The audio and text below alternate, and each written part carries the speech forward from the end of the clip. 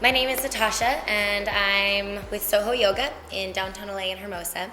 And today, I thought it would be a good idea to go over one of our shapes that we find ourselves in constantly in our power flow classes, which is Chaturanga, which is part of a series of postures that make up a vinyasa, which is a sequence of postures that we do to heat the body in between left and right side, or from coming from the front of the mat to the back of the mat. Generally what happens is that this shape is taken as if it's a push-up, which it's kind of similar to that, but not the exact same thing. So you're working a little bit more into different parts of the body. So first thing that we want to line up and think about is how our arms sit against the torso of our body. So you'll hear your teacher say, this is a common cue, which isn't quite accurate and is more for like basic all bodies, and we're all such different unique shapes that this doesn't necessarily work for everyone. So first off, let's take our elbows and then pull them in towards your side ribs and slide your shoulders out of your ears. And then notice if your elbows can press in towards the rib cage, without you feeling like you're constricting the breath across the bottom parts of the lobes of your lungs, then you're good to go. So when you hear your teacher say, knit your elbows inward, it's a direction for them to go versus they must touch your side body or they must glue underneath your elbow, or underneath your rib cage rather. So here we have this shape. The next thing you want to think about is that there's this 90-degree angle. However, we have compression that can happen in the front of our wrist bone. So this is going to determine how much of an angle you can find in front of the wrist. So you're going to want to do some wrist warm-ups, which perhaps we'll catch that on a different video, but not today. So realizing what this angle is here, and you might be here, you might have a lot of extension with the fingertips backwards. So just finding these 90-degree angles. The next thing you want to think about is when you push somebody away, and that's where we're going to be going into next, either back up to a high plank pose, looking much like this, or rolling over the tops of the feet and pressing your chest for your back bend.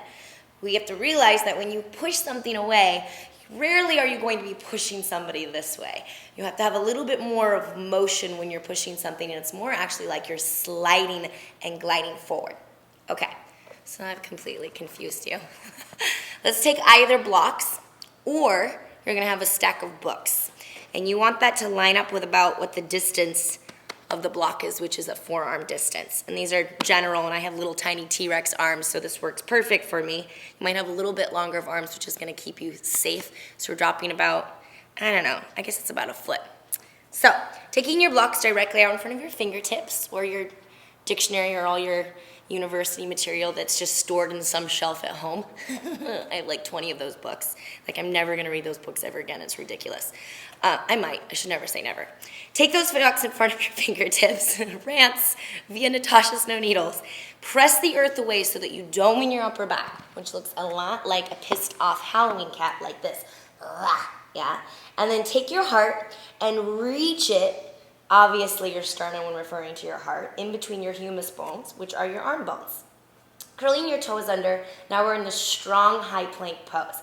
First thing you have to think about is rolling your inner thighs up towards the sky. So another block in between the thighs will be handy. For this first round, nudge your body forward, So we're aligning our elbows over our wrists so when we bend them. Squeeze the abdominal wall in. Reach your heart forward, and then as you bend into your elbows halfway, slide your hands back. Navel in, shoulders out of your ears, big line of energy through crown of head and out the tailbone. Okay, I have to get naked because just doing one of these properly is like running a marathon. All right, so blocks back in front of the fingertips. I'm going to take the second block and bring it in between my thighs. Navel in, Taking my middle finger, slightly externally rotating it, less like Albert Einstein with the hair, sorry. Send the body forward, firm through your navel. Knit the elbows inward, so I'm magnetizing them in towards one another, dropping down halfway on an exhale breath. Empty the lungs out, and then inhale, press back up in one piece. And then take a nap, because that's a lot.